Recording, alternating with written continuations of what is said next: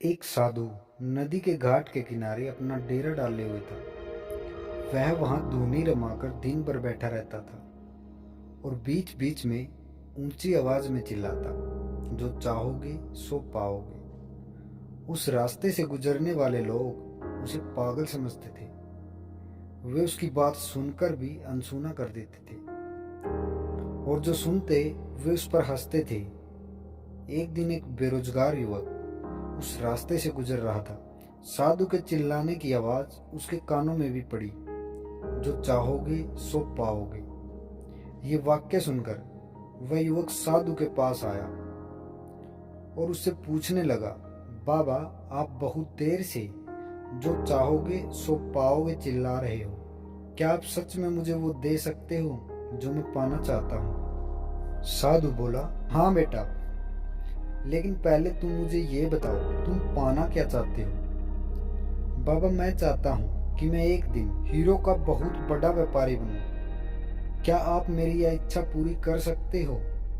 साधु बोला, बिल्कुल बेटा, मैं तुम्हें एक हीरा और एक मोती देता हूँ। उससे तुम जितने चाहो हीरे मोती बना लेना। साधु की बात सुनकर युवक की आंखों में आशा की ज्योति चमक उठी। फिर साधु ने उसे अपने दोनों हाथ आगे बढ़ाने को कहा। युवक ने अपने दोनों हाथ साधु के सामने कर दिए। साधु ने पहले उसके एक हाथ पर अपना एक हाथ रखा और बोला, बेटा, ये दुनिया का सबसे अनमोल हीरा है। इसे समय कहते हैं। इसे जोर से अपनी मुट्ठी में जकड़ लो। इसके द्वारा तुम जितने चाहो उतने हीरे बना सकते हो। इसे कभी अपने हाथ से निकलने मत देना।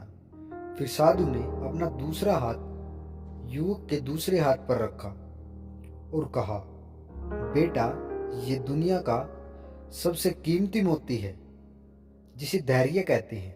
किसी कार्य में समय लगाने के बाद भी तुम्हें मनचाहे परिणाम प्राप्त न हो तो ये धैर्य नामक मोती धारण कर लेना। यदि यह मोती तुम्हारे पास है तो तुम दुनिया में जो चाहो वो हासिल कर सकते हो। युवक ने ध्यान से बाबा की बातें सुनी और उन्हें धन्यवाद कर वहां से चल पड़ा।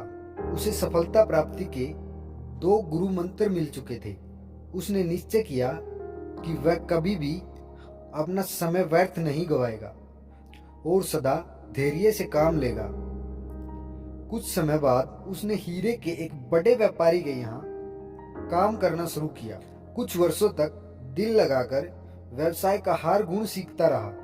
एक दिन अपनी मेहनत और लगन से अपना सपना साकार करते हुए वह हीरे का बहुत बड़ा व्यापारी बना।